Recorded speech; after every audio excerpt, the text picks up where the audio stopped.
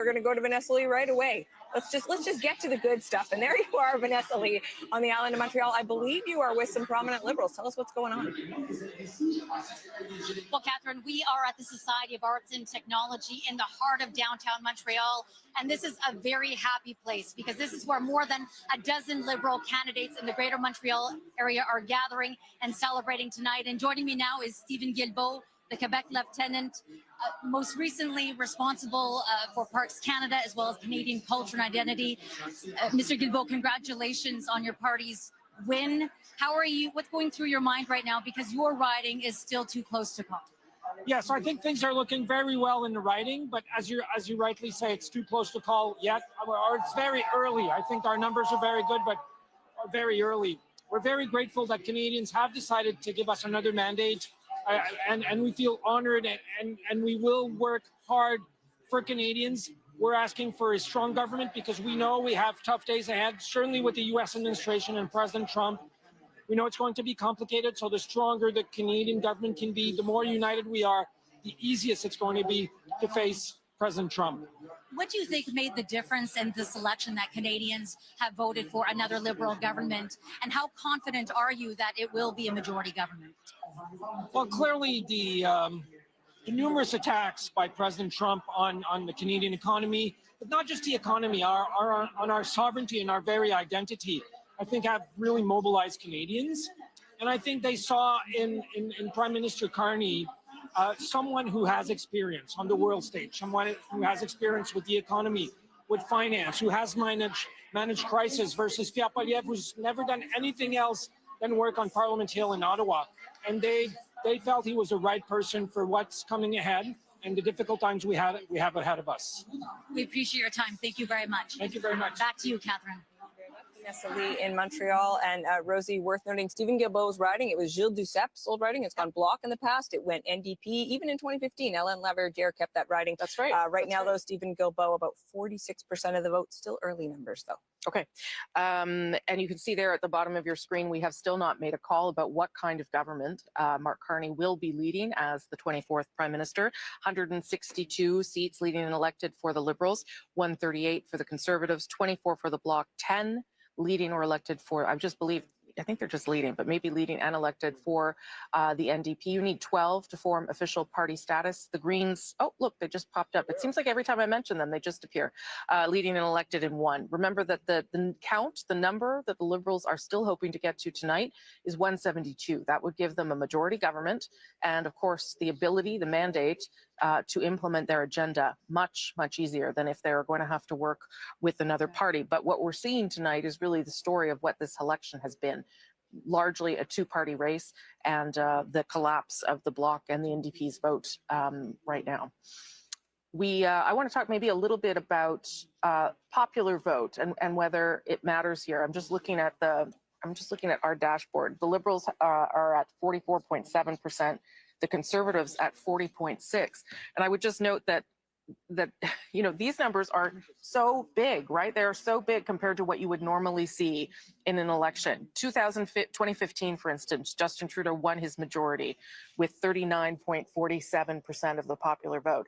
That is, I guess, just because we're in this two-party race. Is that how I should read that, Chantal?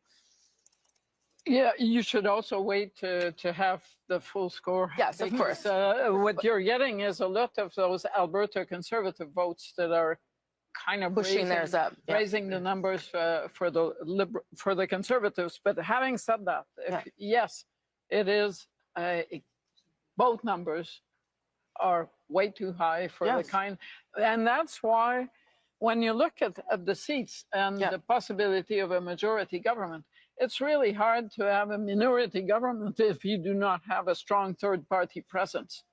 And at this point, yes, the Bloc looks like it's going to get 23, 24 seats, but still, we're used to parliaments where minority rule means many parties that have an official party status. Yes. And at this point, that's not where we're going tonight. So I'm curious to see how the night unfolds. Yeah. I noticed there are still loads of places where the vote is barely being Yes, counted. yes. There are probably half a dozen places where, no, 24 places where it has barely been counted. Worth remembering here that I think it's 6 of the last 8 federal elections have produced minority governments, right? The last majority government we had, of course, was Liberal in 2015. And with 4 parties with Yes. official party status, we look like we're going down to 3. I don't really believe there are loads of new Democrat votes hidden in those uncounted votes. No, we might get to 4.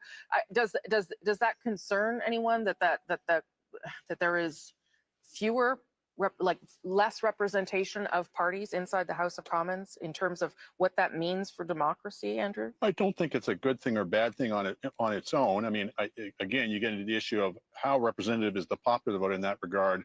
How well represented is it in terms of the number of seats? Yeah. But ultimately, the electorate is going to decide whether they want to have a multiplicity of parties, or maybe in the present circumstances. That's the question: is this a one-off, or does this represent a greater degree of change? We've seen the NDP written off before they came back. We've seen the Liberals written off Bloc before. too, yeah. We've seen the Bloc. Yeah. So these are enduring brands, and the wheel goes full circle, and they may come back. Chantal, then Althea. On the NDP, they went from no official party status in '93 to decade or 2 later, Yeah. I admit, but they still, at some point, they had presence across the country, from Atlantic Canada to BC, including Quebec. So that possibility is still there. Do not assume that a victory for the Liberals tonight is necessarily a Liberal reign for all times. No. At some point, Yeah. the seeds of change will come back, and they might have a better chance to bloom. Yeah, and Liberals probably shouldn't assume that either. Andrew, and then Althea. The one thing I think we should be looking for is not just, will they get over the majority? Will BC put them over the top? But also, how will the Liberals do in Western Canada? One of the things people have been very worried about, some people, is will another Liberal victory cause Westerners, and some Westerners anyway, to give up on Canada? I should note that the numbers coming in BC and Alberta are looking pretty close to what the polling numbers were suggesting, and the polling numbers are saying the Liberals are going to do better, at least in the popular vote in those provinces, better than they have since 1968. So that should hopefully dampen down some of the sort of attempts to portray this as the West being shut out yet again. We'll see. Last word to you, Althea. Just a few things. So on that is something that the Liberals were quite concerned about, which is why Mr. Carney spent the last day going to Saskatchewan, going to Alberta to make that case, to hoping to grab seats that they otherwise did not have. I think it's not a thing about democracy if there are no parties, smaller parties in the House. I think it's just, if the balance of power is the Bloc Québécois, it is an opening for the Conservatives to say that it's an illegitimate coalition, much like they did in 2008, which basically means that we will have another election. But it's not a coalition. It's just one party helps another, right? Right. But they framed the last supply and confidence agreement as a coalition. The Bloc isn't about to sign a supply and confidence agreement. Of course not. They will do issue by issue as they always have, as they have always communicated. But that will not stop the Conservative Party from framing it in that way. Right. And I think it will make it very difficult, especially if Mr. Poilievre remains the Conservative leader, because I don't see areas where, although there actually are lots of policy areas where they could get together, I don't see the personalities leading to cooperation in the House of Commons, which basically just means that we will have an election, if it is a minority government and the Bloc has a balance of power, either later this year or next year. But at that level, if the NDP doesn't even need official party status, it can have a share of the balance of power. Let's agree that we are not yet in those scenarios where the Bloc was going to become the official opposition. And then I was going to hold a knife to the throat of the government. That's not what's happening. No, I got to get to David Cochrane here. He's got some stuff from the 905. Well, look, this is part of the reason why we are where we are. You see the Liberal number actually retreating a little bit. Right now, they are only at 65 seats in Ontario. They are down 10, down 11. And I'm going to look at the Greater Toronto area, and this gives you a sense of where we are right now. So you can see here, Mississauga is blue, Brampton is blue, another Brampton is blue. So Peel region has been breached by the Conservatives at this point in time. As we were saying earlier, this is the this is the gate that they need to break down and get closer to the downtown part of Toronto if they're going to make it more of a game at the top line numbers, but certainly in Ontario. And the Liberals are having a little bit of a struggle, at least at this hour of the night. Similar story. There we go. In Vaughan Woodbridge, this is a Conservative-held seat. Thornhill, that's Melissa Landsman. But York Centre, this is another Liberal seat that is blue at the moment. And in Richmond Hill, Aurora, Oak Ridge is a Newmarket, Aurora. York Region and Peel Region. The Liberals felt pretty good about Peel Region. There was some top-line polling suggesting that it was tightening up there as you got towards Election Day. And you are seeing that also up in the York Region, which is what the Liberals were the most worried about in their seats in Ontario. But an interesting thing developing as well here in southwestern Ontario, because look, the Conservative number is 144. Like, that's way up for Pierre Poilievre. Like, that is a big increase in the seats, at least at this point in the night. In the NDP from Hamilton to London to Windsor right now, those are blue. The conventional wisdom was the collapse of the NDP vote would elect Liberals. But if the Liberals and the NDP both are strong second and third, the Conservatives could come up the middle.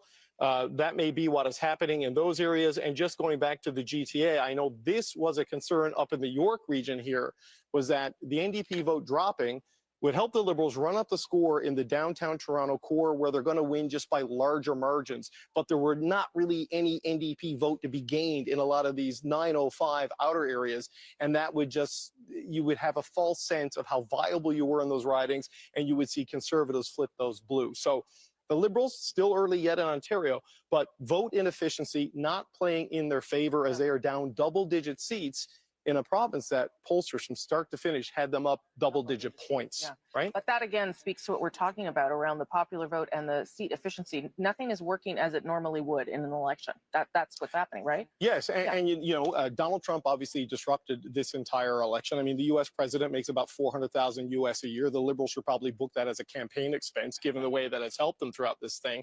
But, you know, until we get sort of the urban votes in mass number to know exactly how the cities of Canada are going to vote, and the suburbs of Canada are going to finally vote, and of course British Columbia, it's hard to know if they're going to get there. But the vote efficiency that has helped the Liberals win the 2019 federal election and win the 2021 federal election, despite losing the popular vote, at this stage, we're not yet seeing that. Now, they're starting to tick back up. They're in 161 right now. Them and the New Democrats and the Greens, Rosie, that's a majority. You got a bingo right there. But, you know, that's a whole lot of work that still needs to be sorted out at this point of the night. Okay, thank you so much for that, David Cochrane. If you're just tuning in, we have, in fact, called a Liberal government with Mark Carney as Canada's 24th Prime Minister. He also has been elected for the very first time in his life in the riding of Nepean. We are waiting to see whether it's a minority or a majority. So we're going to go to Adrian now, who's got some results, projected results, maybe that will help us get there. Indeed. So we're looking at a projected elected, the only one that is a flip in Ontario so far. That is Toronto St. Paul's with Leslie Church. Again, the only projected elected flip for the Liberals so far in Ontario. Wouldn't it be interesting to talk to Leslie Church? Well, why don't we do that? Let's talk to Eli Glasner, who is in Toronto St. Paul's with Leslie Church. Hello, Eli. Yeah, Adrian, so we are here in our room crammed with volunteers, and here she is, Leslie Church. Congratulations. I want to know from you that that very close loss to Don Stewart back in June, and then to pick up the campaign and start again. How was it different when you started knocking on doors for now a second time? Well, the difference was really Trump and Mark Carney. Donald Trump, I think, has really set the stakes for this election in a way that understood at the doors. And the change of leadership. Mark Carney came in as a fresh, new, experienced leader for the Liberal Party, and I think people were looking for that too. So that really changed the playing field. And also it was more time to do the outreach that we needed to hear from people heading into a general election as opposed to a by-election. And I think that was really important. So I'm deeply, deeply grateful for the results today. You lost in the by-election to the Conservative Don Stewart, a small margin of votes of just over 600. Now Now here you are. How are you feeling this evening? I feel very good. I feel so grateful for the trust that the community of St. Paul's has put in me. I'm so grateful for the team. We've had just people coming out in this election in ways that I've never seen before, getting involved because of what's at stake. And so I really hope to continue that engagement as we go forward. I understand people were coming to your campaign measure when he was out putting out signs, something like 4 times the amount of requests for signs. So there really was this time, as opposed to the previous, the by-election, a bit of an uphill battle. A lot of voters talking about Justin Trudeau, not so happy, but a different atmosphere this time. Well, look, the world has changed, and St. Paul's feels that. And so it's absolutely true. We had people coming in literally off the street, getting involved in their first campaign of their lives, saying this matters, this is going to be the most important election of my lifetime in Canada. And we're proud to be part of a party that is pushing a positive agenda, that wants to build a better future here, and most importantly wants to stand up for Canada in the face of Donald Trump. I mean, that was just an existential threat that really loomed over all of this election. All right, thank you for making time for us. You're welcome. Thank you. There you go, Leslie Church. Here at Toronto St. Paul's, very dramatic riding, bit of a bellwether, bit of a wake-up call for the Liberals when the by-election, a big surprise when Dawn Stewart won just a very small margin. But as you're seeing from those results, a very dramatic difference tonight. And certainly when she came downstairs and entered, this celebration, there were loud cheers. And as we were hearing from the organizers, when they were out on the street, when they were knocking on doors, the thing they were hearing again and again was Trump and the tariffs, and those concerns has brought this red wave back to St. Paul's. It was a red riding for many, many years with Carolyn Bennett, and it is red now once again. Okay, all right, Eli Glasner, who was with Leslie Church there. That's the story of Fortress Toronto, but if you go outside... Oui, mais avec les résultats deux points de ouais. base, c'est énorme. Ouais. Quand on réalise, Hélène, qui sont jamais allés plus que 39 Oui, depuis... mais si votre adversaire fait plus 7... Non, oui, non, ça je le sais. Ouais. Ça je le sais, j'en suis conscient. Mais le chemin existe s'il se fait élire ce soir. Le chemin existe pour lui d'être chef dans un gouvernement minoritaire, chef du Parti conservateur. Je reviens à ma théorie. Carney est très heureux. Il est sur le Airbus 321. Il laisse tout le monde en air, il se promène partout. Négocier avec Trump. On évacue donc le problème avec les Américains. Et là, s'il y a une autre élection, à ce moment-là, Poilievre est sur de bonnes... Et c'est certain que si on est en situation minoritaire, Poilievre ne va nulle part. À moins qu'il fasse son siège. Oui, c'est ce que je dis. L'avenir dure longtemps, mais moi, je vais en ajouter sur mon collègue ex-sénateur et ministre, c'est que, imaginez le degré de difficulté.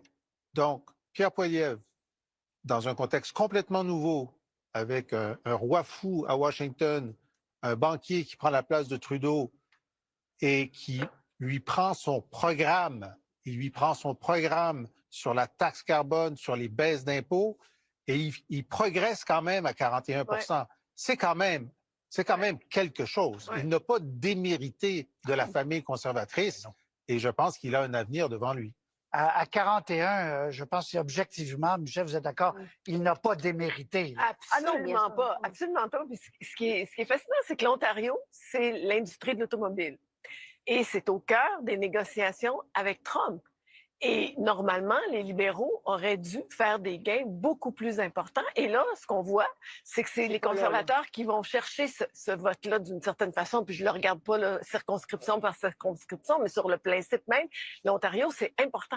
Et dans ce sens-là, ben, sa stratégie d'aller vers les travailleurs aux dépens du NPD, qui normalement devrait être le parti des travailleurs et des syndicats, ben, ce soir, c'est les conservateurs qui récoltent ce fruit-là.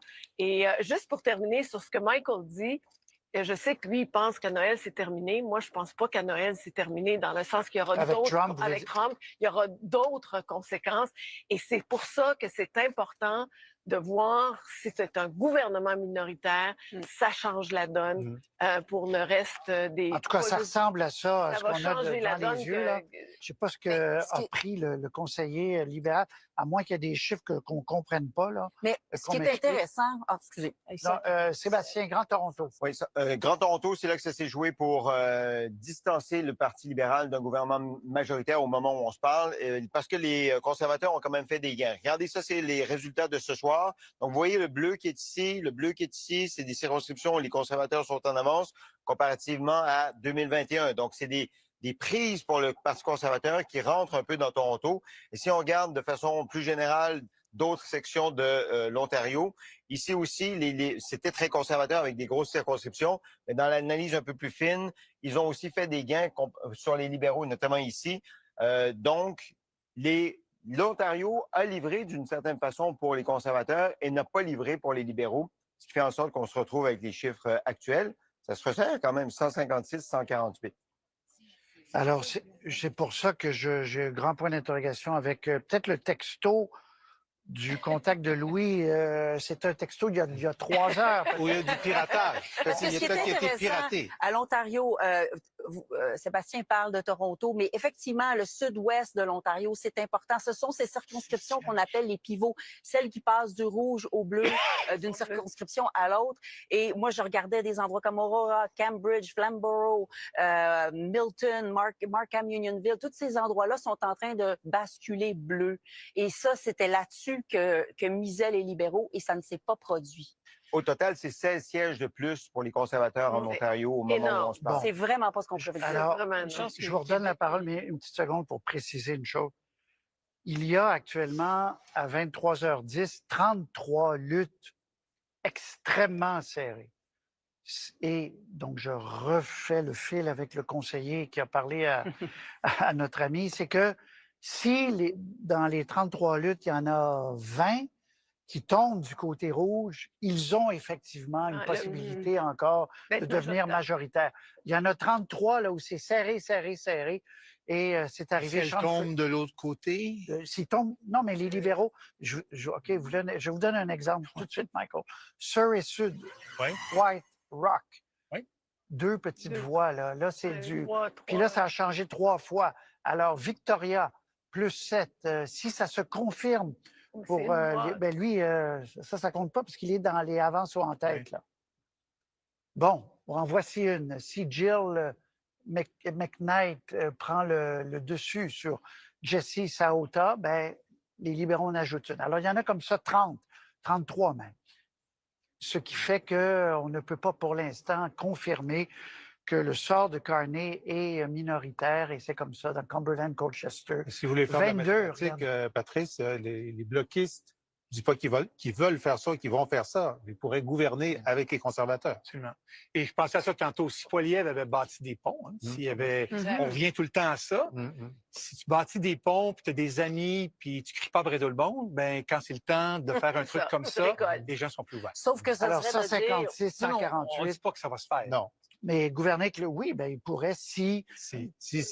Mais rappelons-nous, à l'époque de Harper, l'idée était, c'est que les conservateurs disaient que c'est le premier parti, celui qui a le plus de sièges, qui doit faire le gouvernement et qu'une telle coalition qui serait formée avec le 2e et le 3e serait illégitime. Alors, je verrais mal M. Poilievre jouer. C'est l'argumentaire de M. Harper à l'époque. C'est intéressant. Oui, mais il n'est pas là aujourd'hui pour défendre cet argumentaire. C'est à lui qui a la première tentative de faire le gouvernement.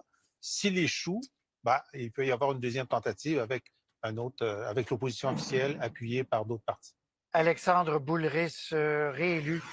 5e mandat pour Alexandre Boulris dans Rosemont, la petite patrie. Donc, confortable pour M. Boulris qui se retrouve dans un caucus pour l'instant de 11. Gérard Deltel, réélu aussi facilement dans Louis-Saint-Laurent, Akiawandrak. Et Lévis-Lotbinière, Jacques Gourde, tiens. Donc, les périodes de questions vont être... le futur Louis Plamondon.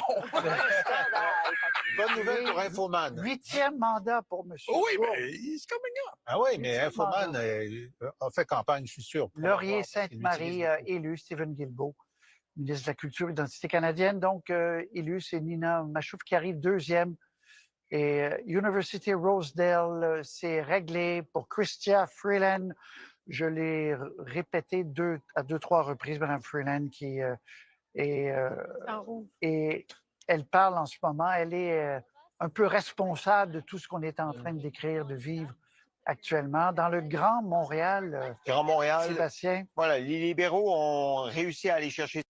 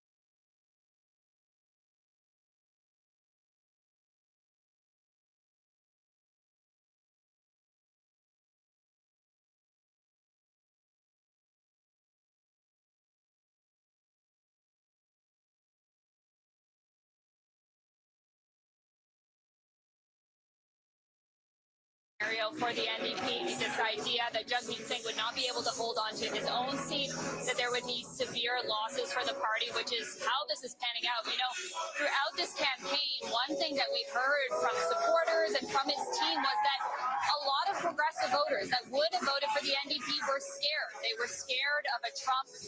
They were scared of Trump. They were scared of a Poilievre majority, and so they were going towards Mark Carney's Liberals. And you know, the party tells me that they feel like if they would have had a bit more time to explain to people that this would cause vote splitting. This is what we've seen is several, you know, big name NDP MPs potentially or actually losing their seat because of vote splitting. The party clearly saw this was a potential issue. They actually started a whole campaign about it here in BC, saying vote for NDP to prevent Conservatives from getting seats. So obviously this is a huge loss for this party.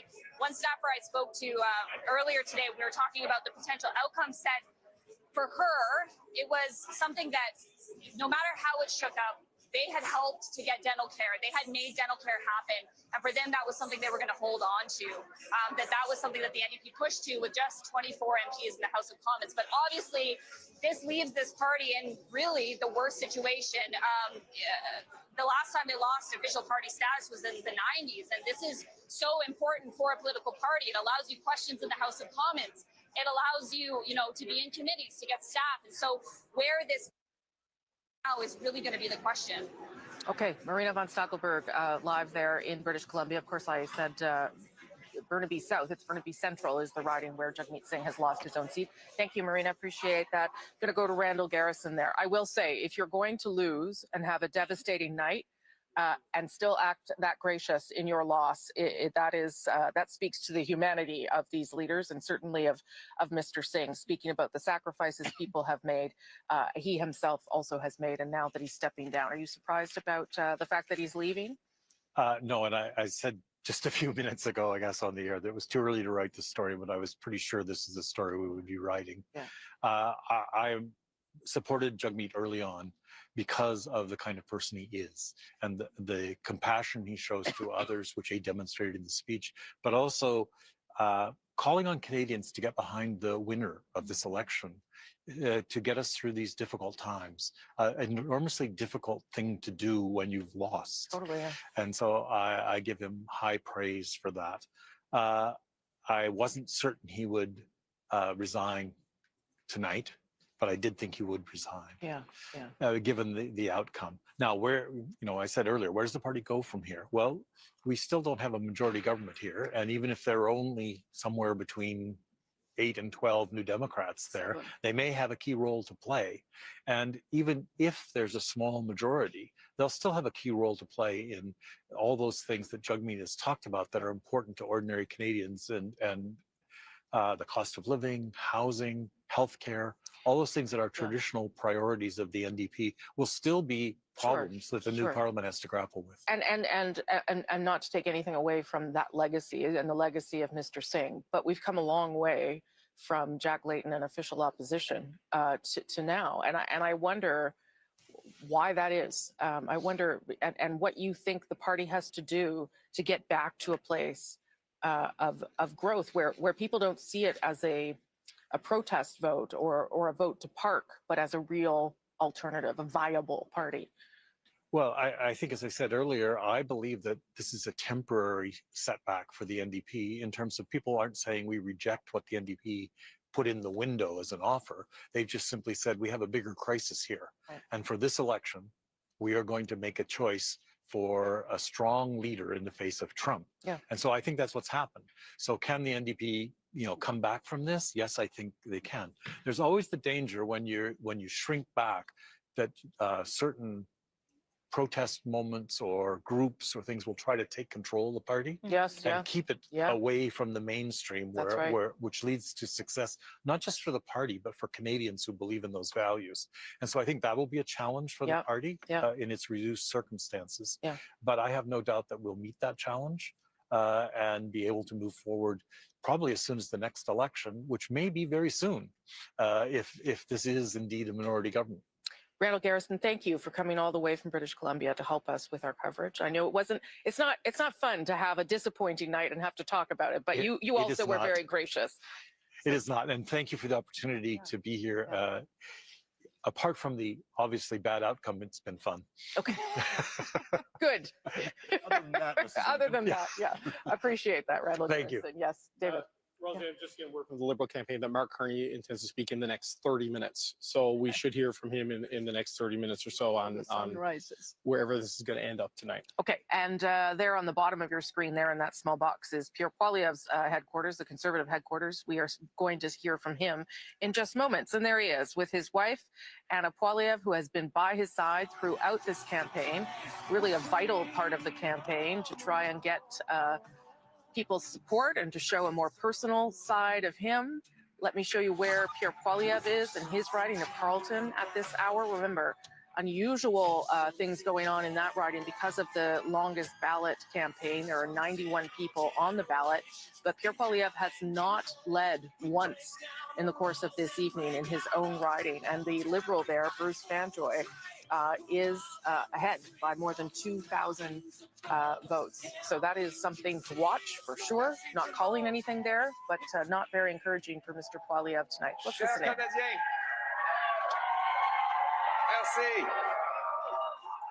Merci. Thank you. Chers Canadiens. Dear Canadians, Je vous aime aussi. I love you too. Thank you, thank you, thank you. It's with profound gratitude that I stand before you today at the moment of this historic election. Because only in Canada could the story that Anna and I bring to the stage be possible. Adopted son of school teachers and a Venezuelan refugee, stand on this stage in front of our proud country, offering ourselves up to serve for the future. After millions of people have shown up and marked their X, spoken their voice, and exercised their democratic rights. We could not be more proud. We could not be more grateful for the opportunity the Canadians have given us.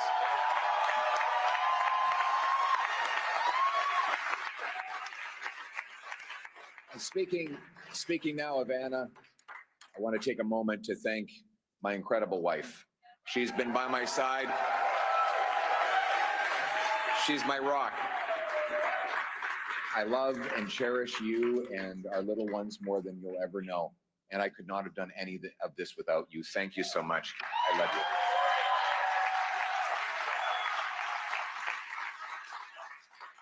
you. Now, my message to Canadians.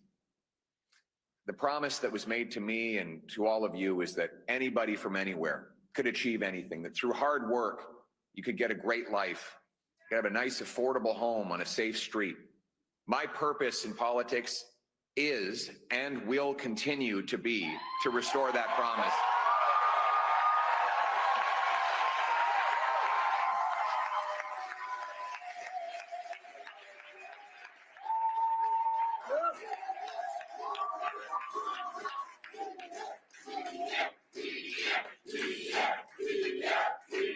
Thank you. To the candidates who ran under our banner as Conservatives, to the volunteers who knocked on the doors, made phone calls, put up lawn signs, rallied at our events, donated their hard-earned money to our cause, I thank you from the bottom of my heart. To the millions of people who voted for the Conservative Party and put their hopes and dreams in our vision, thank you. It will be an honor to continue to fight for you and to be a champion of your cause as we go forward.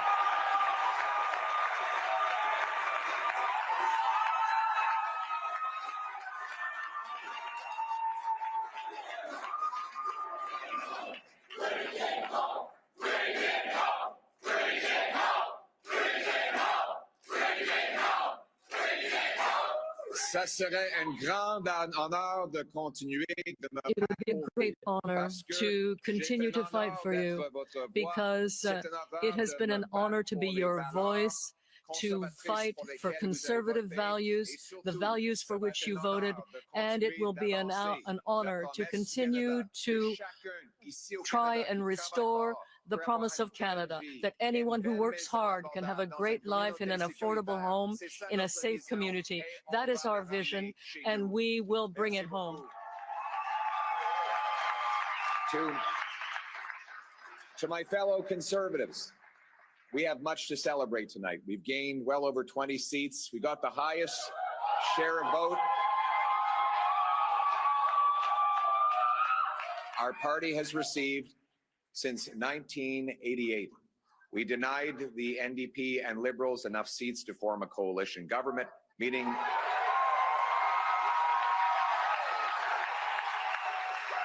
and we did all of this in a very difficult.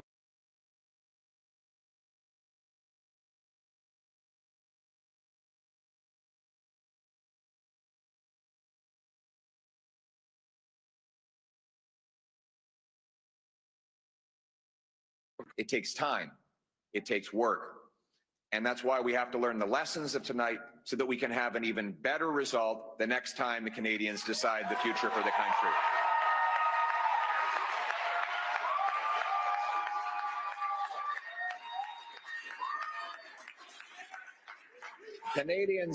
Canadians have opted for a razor-thin minority government, a virtual tie in the vote count. So I would like to congratulate Prime Minister Carney on leading this minority government. We'll have plenty of opportunity to debate and disagree, but tonight we come together as Canadians. We will do our job. Yes, we will do our job to hold the government to account. But first,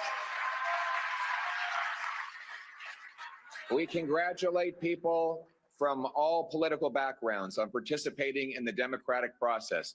And as I said, while we will do our constitutional duty of holding government to account and proposing better alternatives, we will always put Canada first as we stare down tariffs and other irresponsible threats from President Trump. Conservatives will work with the Prime Minister and all parties with the common goal of defending Canada's interests and getting a new trade deal that puts these tariffs behind us while protecting our sovereignty and the Canadian people.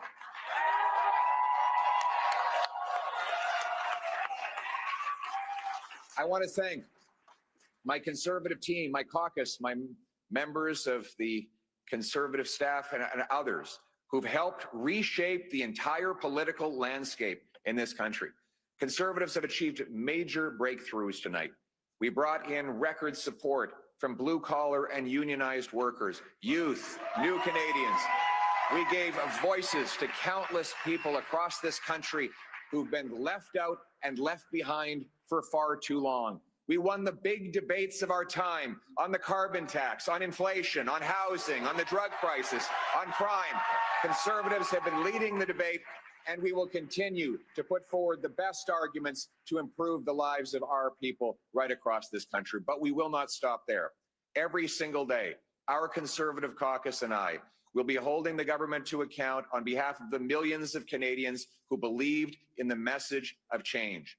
En tant que parti, as a party, we have definitely expanded our support, and every single day the Conservative caucus and myself will be working hard in Ottawa to force the government to account on behalf of millions of Canadians who decided to vote for real change. I had the honor of crisscrossing this country to speak to thousands of people who shared their concerns, their suffering, their despair with me. Took precious time out of their day to tell me about their struggles, their pain, their fears, but also their hopes and dreams. Welders and waitresses, farmers and factory workers, seniors, small business owners and single mothers, young Canadians and young families pleading for the chance to own a home, parents who worried that their kids would never be able to move out of their home, grandparents who saw their grandchildren suffering from the shortfalls of our economy, and countless others who are afraid to go outside because of the rising wave of crime. All of these stories touched my heart and gave me inspiration to work towards something better. These people continue to need voices, and I will continue to fight for them every day, and every day we will never give up on fighting for the Canadian people.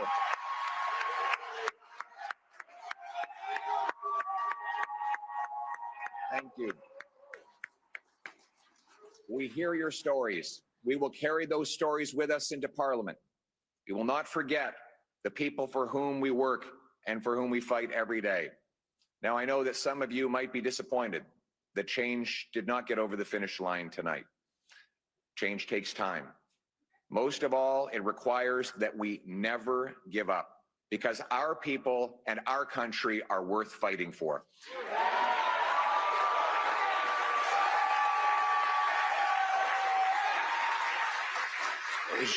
Je vous ai entendu.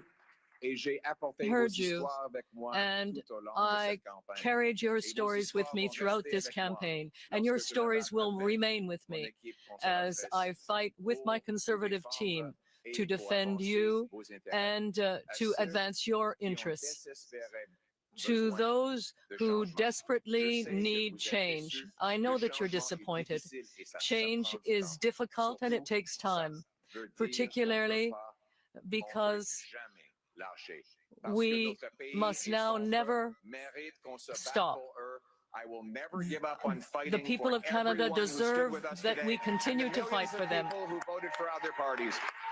And so, my message tonight, for the single mother working 2 jobs but still has an empty fridge and an empty bank account, for the young people who despair at never being able to afford a home, for the seniors on fixed incomes whose savings are eroded by inflation and no longer feel safe in their local neighborhood parks, for those who are now living in fear and terror because of crime, for those worried about losing their jobs because of unacceptable tariffs from the United States of America, for all of those who feel left behind and forgotten, my message is one of hope.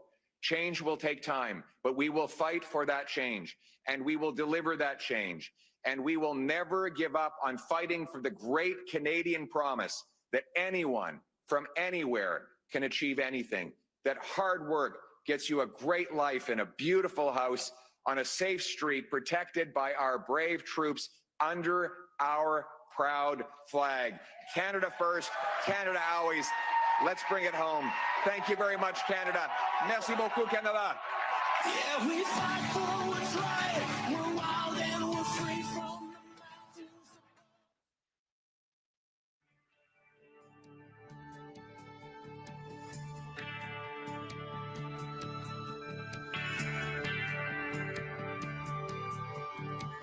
When he was a kid, he'd be up at 5, take shots till 8, and make the thing drive. Out after school and back on ice. That was his life. He was gonna play in the big league.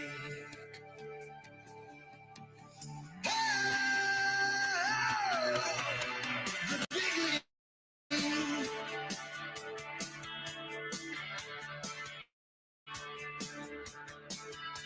Now many ways out of this cold northern town. You work in the net and get laid in the ground. And if you're gonna jump, it'll be with the game. Real fast and tough is the only clear lane to the big league.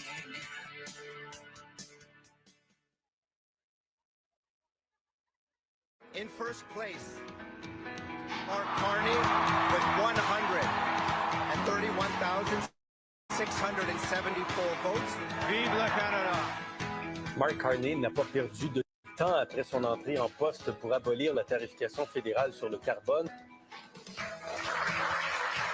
Elbows up, Canada. Elbows up, Canada.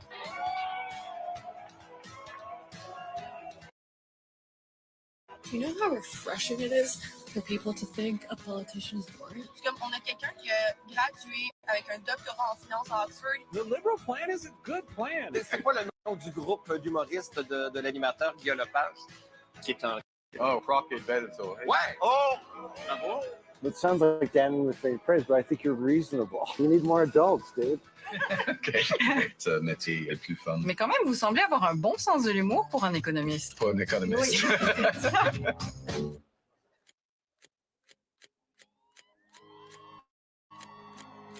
Nous avons une stratégie très claire. Nos contre-tarifs ont un impact maximal aux États-Unis et minimal ici au Canada. We do have some breaking news out of Canada. Prime Minister there, Mark Carney, delivering a response. In a crisis, it's important to come together, and it's essential to act with purpose and with force. And that's what we will do. Monsieur Carney, est-ce qu'on veut devenir le 51e État des États-Unis? Jamais. Jamais. Recently, at one of your rallies, a lady shouted out, "Lead us, Big Daddy." And people say you have... I never met that one. I'm supposed to go back the way I came in, but I think I'm going to go back that way. But let me ask you, Mr. Prime Minister, will there always be a Canada? There will always be a Canada. All right. Elbows up. Elbows up. C'est une question qui ont des valeurs pour tous les Canadiens, des valeurs de compassion, des valeurs de la communauté, des valeurs de la miséricorde. Fundamentally, it's about what it means to be Canadian. And that's what's at stake. Are we coming together, or is it everyone for themselves? I prefer that we come together to build a better country.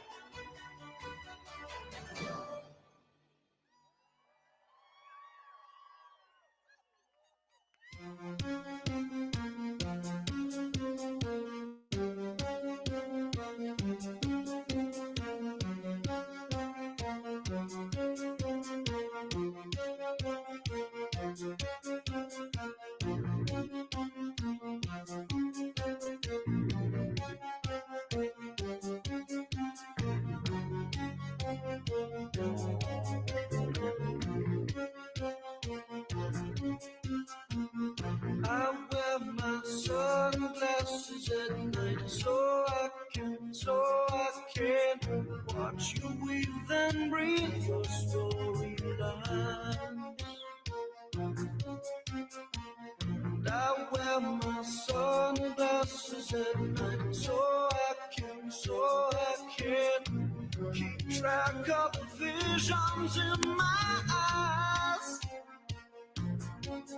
While she's deceiving me, cuts my security. Has she got control of me?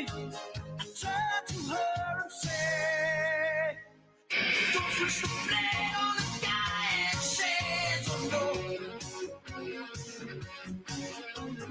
Don't masquerade with the guy and shades, oh no. I can't believe it, she's got it bad with the guy in shades, oh no.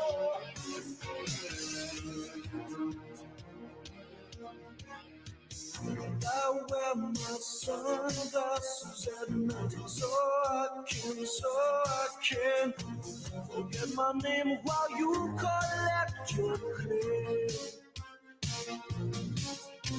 And I wear my sunglasses at night so I can see the light that's right before my eyes. While she's deceiving me, she cuts my security. She got control of me. I turn to her and say, don't switch the blade on a guy in shades, oh no. Don't masquerade with the guy in shades, oh no. I can't believe it, you got it bad with the guy in shades, oh no.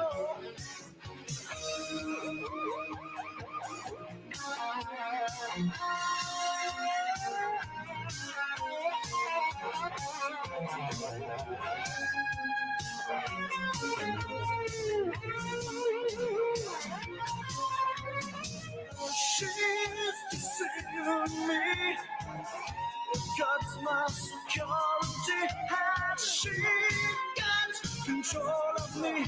I turn to her and say, don't switch the blade on the guy in shades, oh no.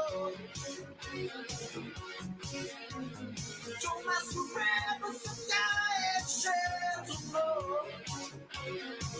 I can't believe it, don't be afraid of the guy in shades, oh no. It can't escape you 'cause you got it bad with the guy in shades, oh no.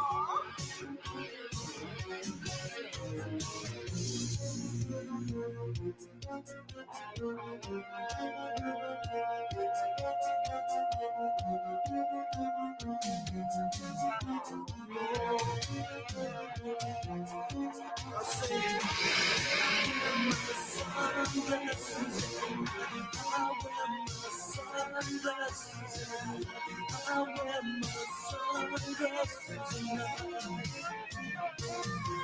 say to you now, I wear my sunglasses at night.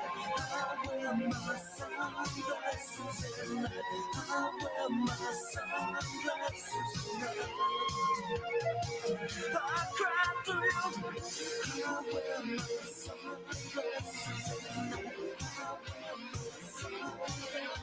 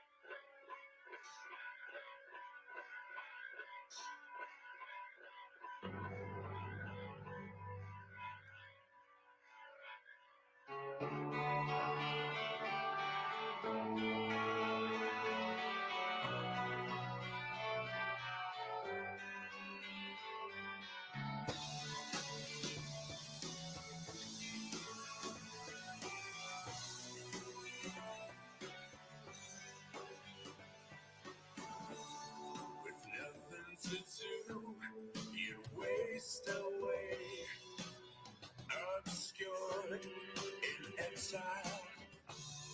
They've witnessed the times you've gone astray. And whose fault now you're thinking, there's nothing to prove.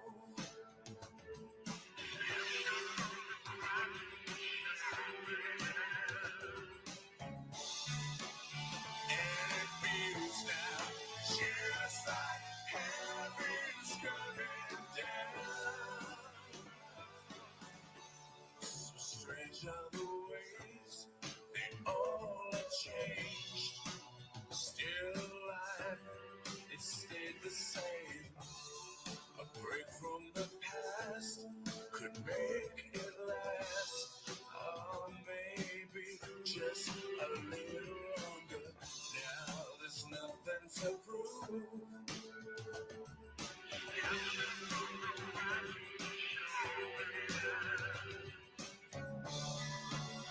And it feels now just like heaven's coming down. Your soul is free as its conscience is aground. You surrender. You're underwhelmed. Rest assured, baby, you're adored. Oh, it feels now just like heaven's coming down. Your soul shakes free as its conscience aground. These signs, this fate takes a path you didn't choose. Stay strong, keep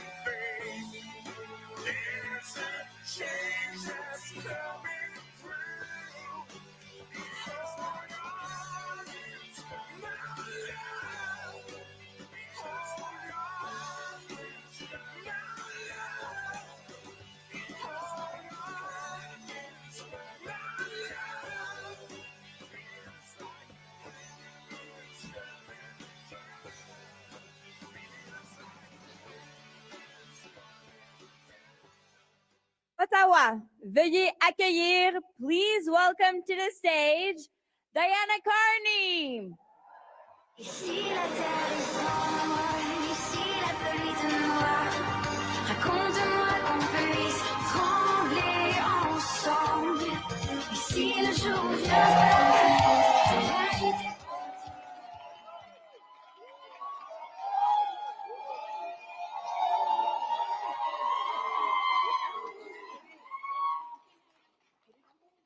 Good evening, Canada.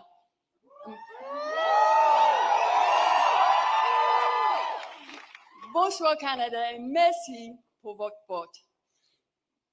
I'm so grateful to you. Thank you for supporting your Liberal candidates. And thank you for choosing my husband's vision of a positive, unified, and above all, a strong country.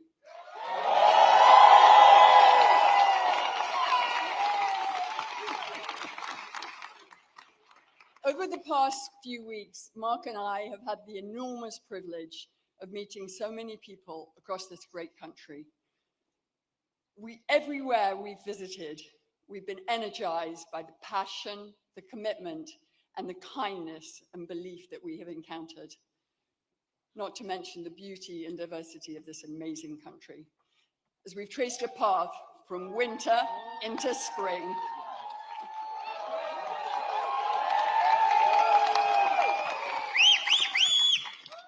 through all this, I've watched my husband listen and learn. I've watched him inspire confidence and take on new skills. But most of all, I've seen him remain true to what he's always been: consistent, compassionate, loyal, and driven by an exceptionally strong set of values.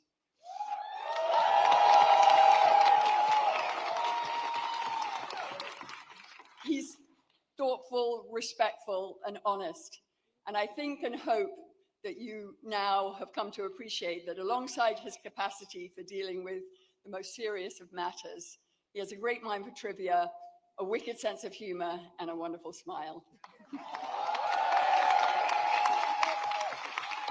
He's been that way since our very first date back when we were young grad students, when we went to that dinner, and he said to me, he stopped the conversation and he said to me, "I want you to know I'm committed to move back to Canada and to work in the public service." So here we are.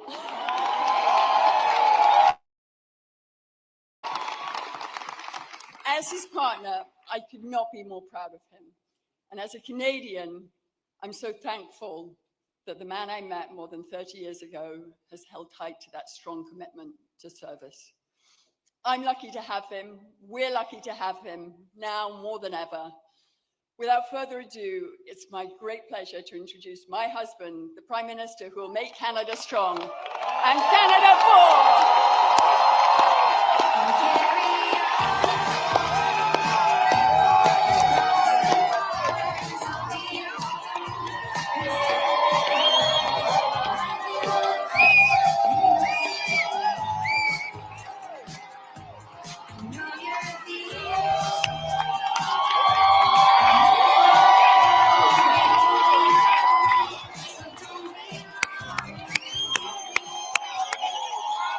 Alors,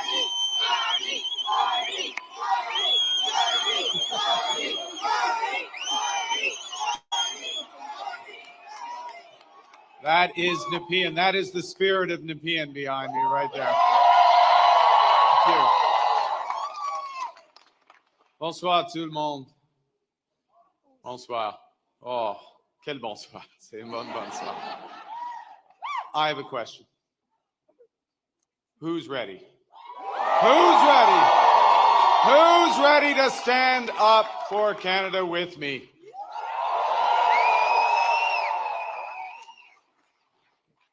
And who's ready?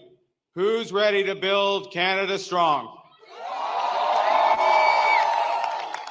Okay. Avant de commencer, je voudrais féliciter les autres chefs de parti, de leur campagne et de tout le travail qu'ils ont fait.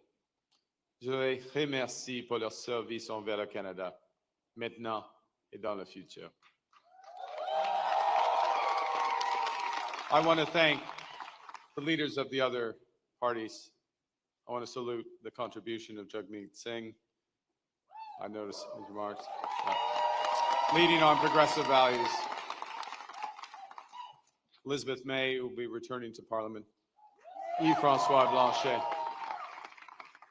And I want to congratulate Pierre Poilievre on a hard-fought, fair, good campaign, his commitment to the country that we both love.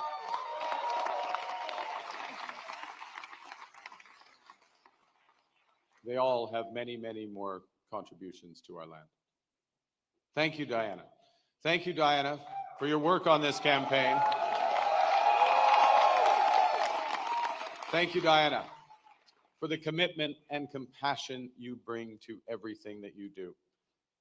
Tonight simply would not have been possible without you and without the support of our 4 children who inspire me to service every single day.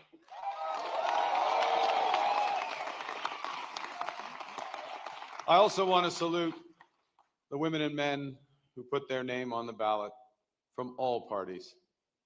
Thank you for standing up to serve our country at this critical time. And for those who were elected, particularly those Liberals who were elected, I am looking forward to working together to deliver for Canadians. This says, Bruce. And Bruce, yes, Bruce Vanjoy. I'm looking forward to working with Bruce Vanjoy.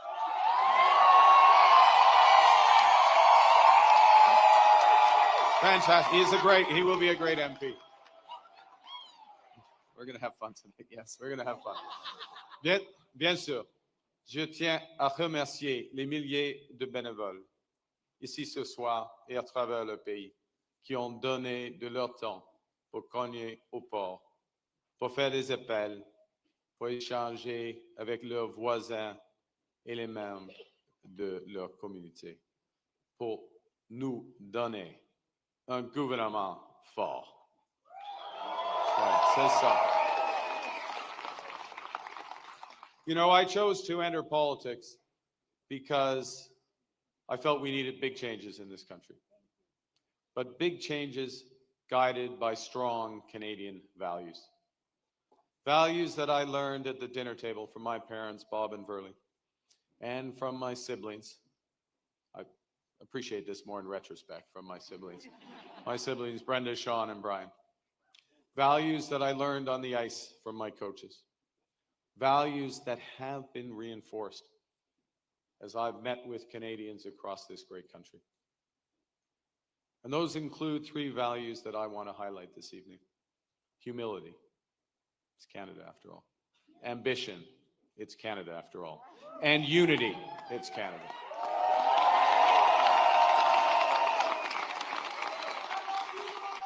I love you. Right back, right back. These are good values. These are Canadian values.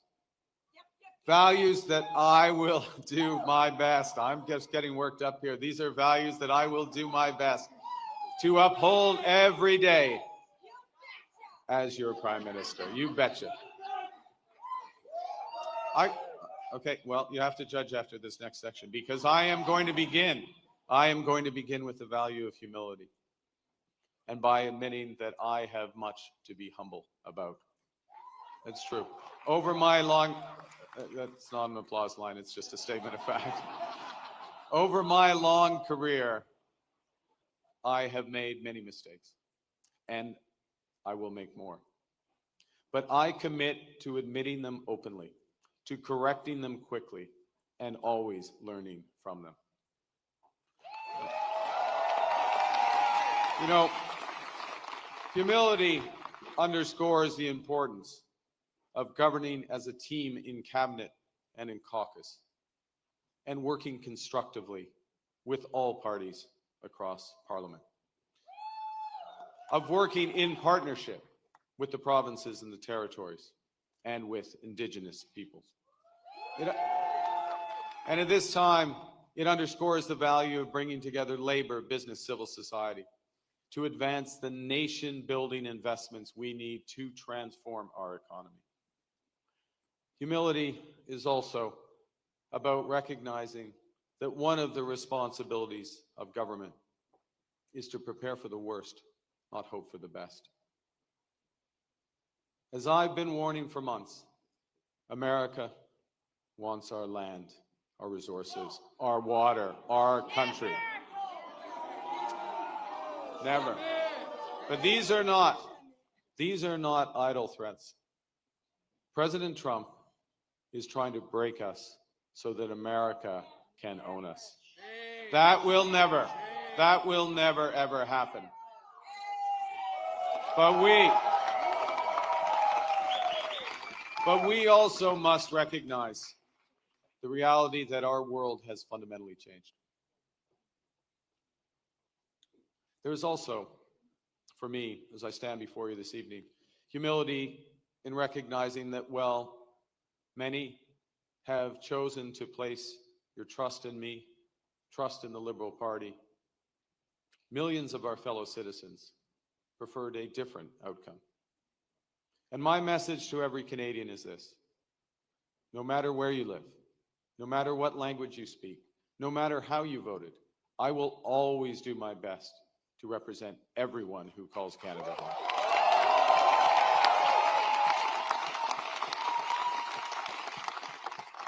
You know, during this short campaign,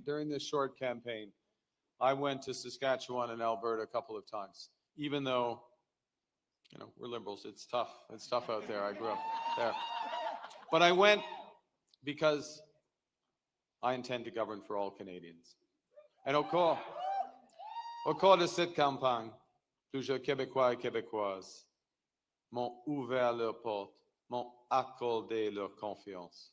J'en suis profondément touché et je vous en remercie.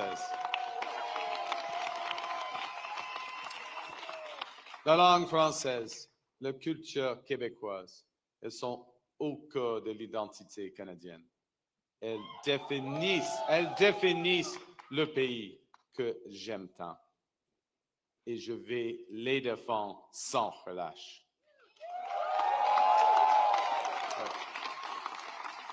Avec la forte équipe de députés québécois que vous venez d'envoyer à Ottawa, nous allons faire en sorte que le Québec continue de prospérer au sein de Canada fort.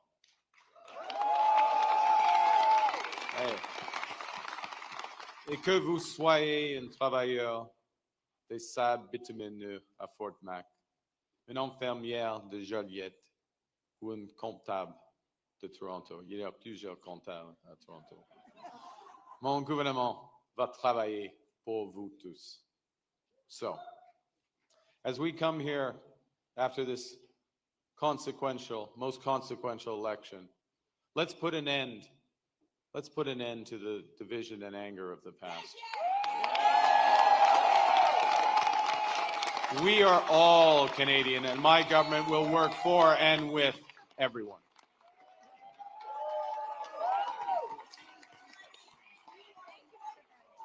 I began with humility, but Canadians are ambitious. And now, more than ever, it is a time for ambition. It is a time to be bold, to meet this crisis with overwhelming positive force of a united Canada. Because we are going to build, baby, build.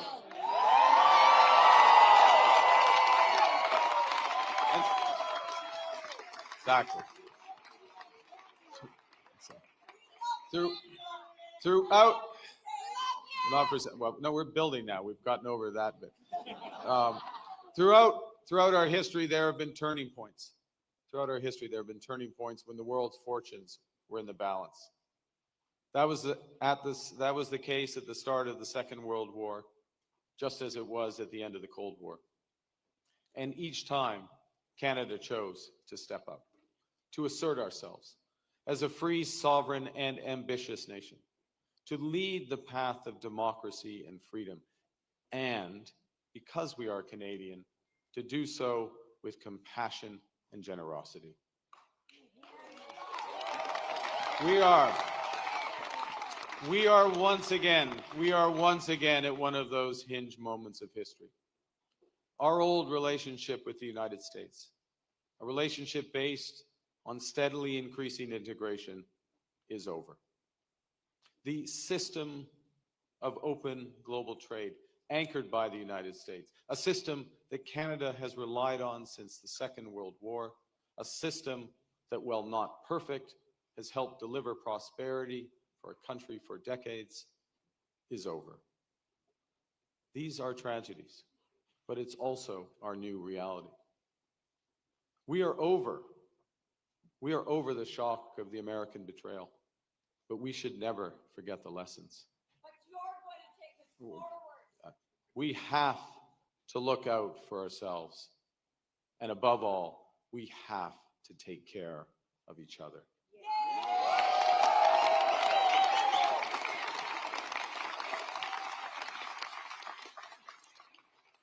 When I sit down with President Trump, it will be to discuss the future economic and security relationship between two sovereign nations. And it will be with our full knowledge that we have many, many other options than the United States to build prosperity for all Canadians. Nous allons renforcer nos relations avec des partenaires fiables en Europe, en Asie et ailleurs. Et si les États-Unis ne veulent plus jouer un rôle de premier plan dans l'économie mondiale, le Canada leur fera. We will lead, not the Americans. Nous sommes maîtres chez nous.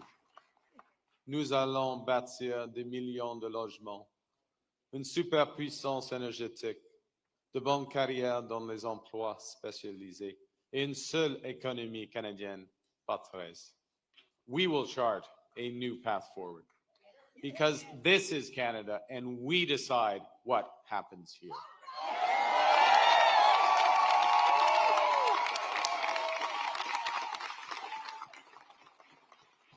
We will need to think big and act bigger. Your phone's ringing. Sorry, okay. All right. Just hang on. It's okay. It might be important. I don't know. We will need to do things previously thought impossible at speeds we haven't seen in generations. It's time to build twice as many homes every year with an entirely new housing industry using Canadian technology, Canadian skilled workers, Canadian lumber.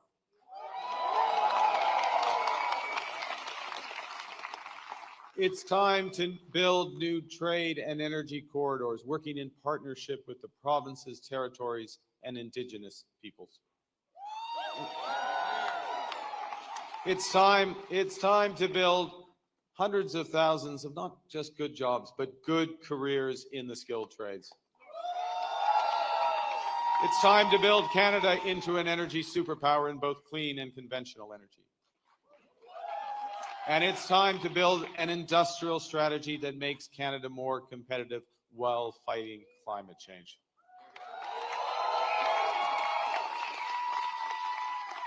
We will build one Canadian economy, not 13, with a government committed to free trade in Canada by Canada Day.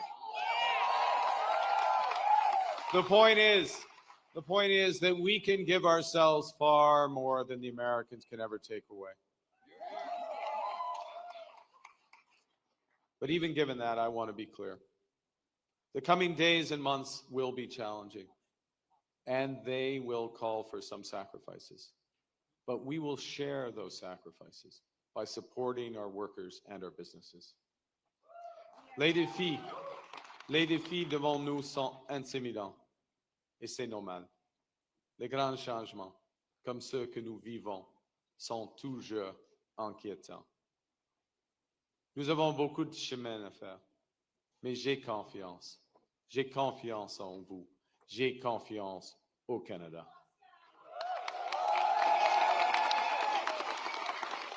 Because Canada is more than a nation.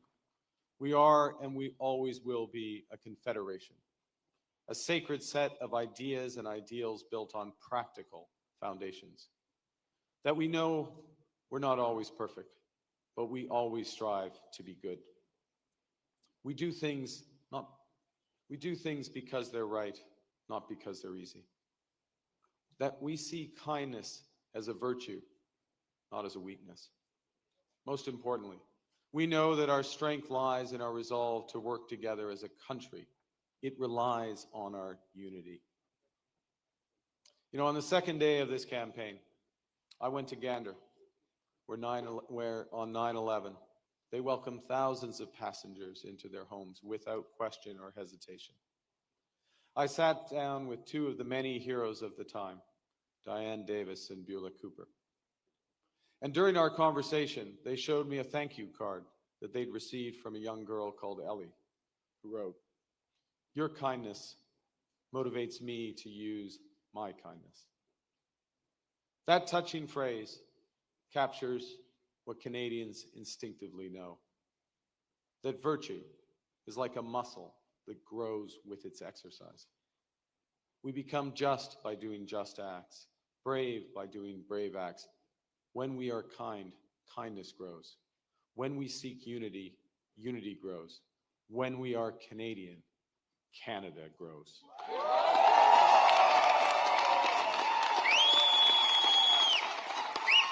And united over our history, we have done hard, seemingly impossible things. United, we have built one nation in harsh conditions, despite a sometimes hostile neighbor. Yes, they have form on this, the Americans. United, we have confronted our own past with Indigenous peoples. Unis, nous avons bâti un pays qui rassemble des langues, des cultures et des croyances différentes. Unis, nous avons bâti des institutions culturelles essentielles comme CBC Radio-Canada. United, we have created universal public health care.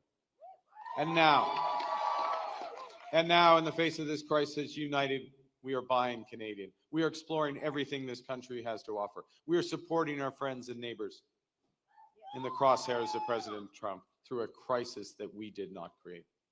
United, we will win this trade war and build the strongest economy in the G7, an economy that works for everyone.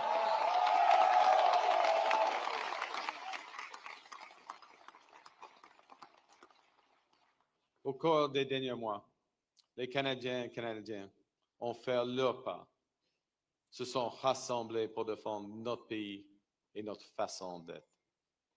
Je promets que lorsque nous sommes menacés, nous allons nous battre. We will fight back with everything we have to get the best deal for Canada. We will protect our workers and businesses, and above all, we will build an independent future for our great country. A future that makes the greatest country on the earth even better. Together, we will build a Canada worthy of our values. We will build Canada strong, Canada free, Canada forever. Vive le Canada. Thank you very much. Merci beaucoup.